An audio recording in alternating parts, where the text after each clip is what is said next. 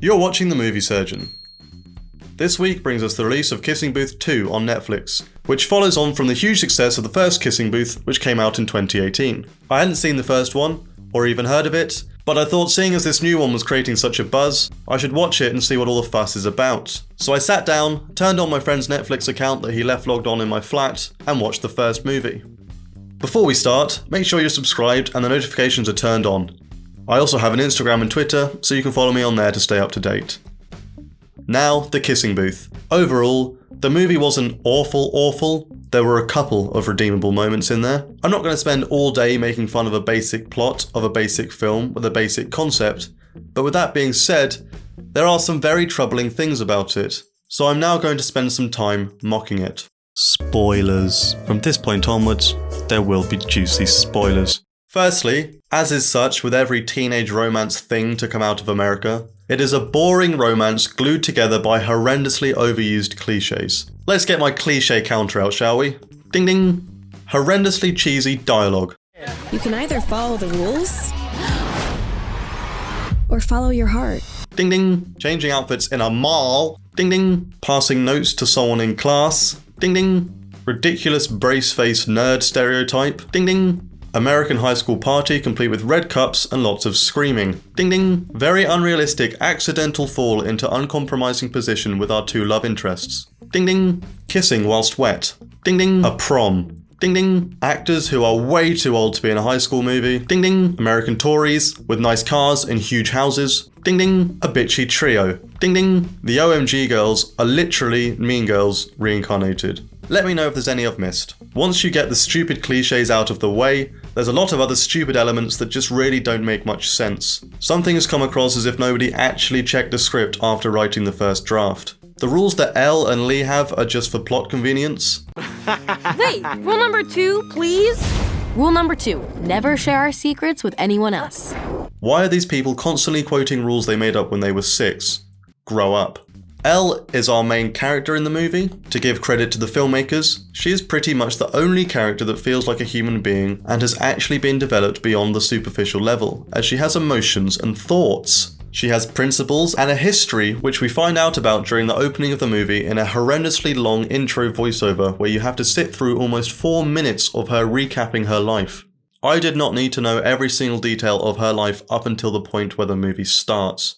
So before the movie even gets going, you're already irritated. Although Elle is slightly developed and comes across as an actual human being when compared to other characters, I can't help but notice the slightly disturbing element that Elle is very sexualized for a 16-year-old. There's lots of references to her boobs and multiple scenes where she's half naked and being perved on by a load of chads. It's a bit weird, but if you do a bit of digging online, you'll find that all of the director's previous films are all about little girls.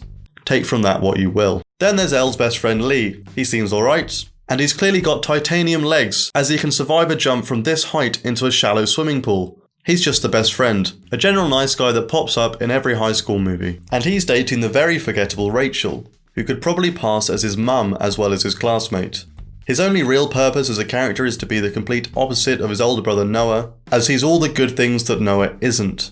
He's friendly, caring, and always up for a good time with Elle. The biggest issue for me with Kissing Booth is just how weird some of the characters are. And when I say some of the characters, I mean Noah. This guy is a psychopath.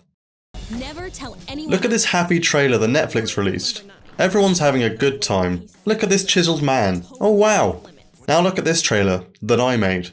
I think this more realistically captivates the character that Noah is. Noah, stop!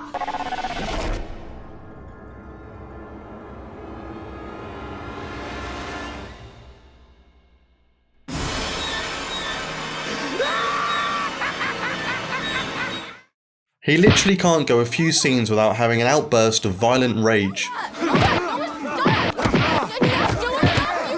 Jesus. At one point, his brother Lee sees that Elle has been injured and instantly assumes that Noah has hit her, which really is a strong indication that this guy is pretty messed up.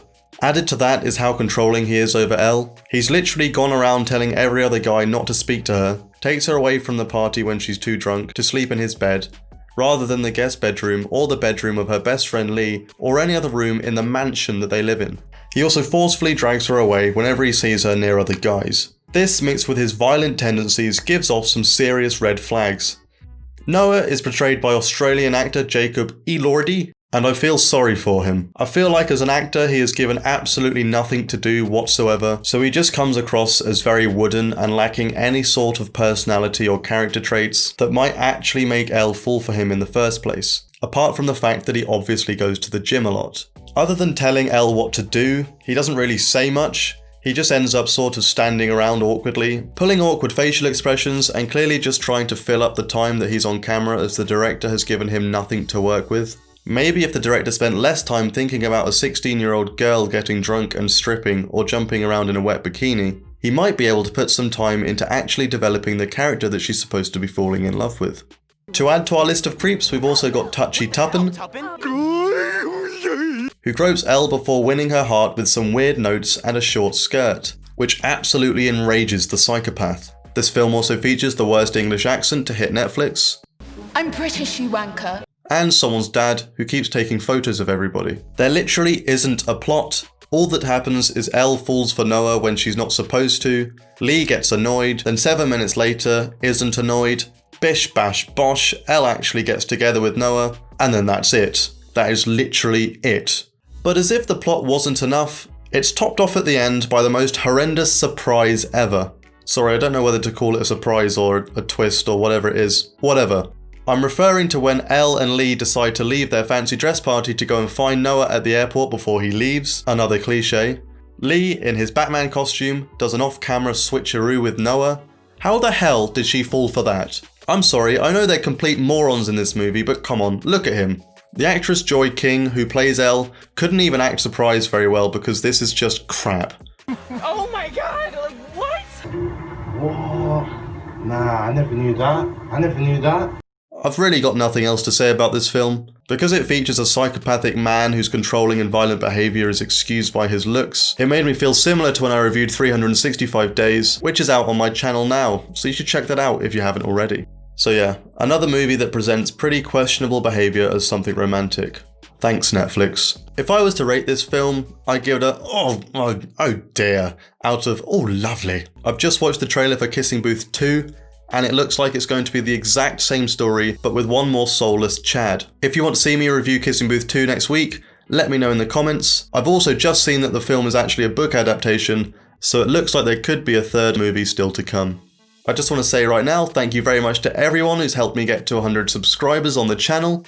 This is my first milestone, and I'm very happy about it. Your support does actually mean a lot, so thank you very much. And please feel free to share the channel with your movie-loving friends so we can continue to grow. Thanks for watching. If you're new here, I do movie reviews and all that jazz, so you should subscribe.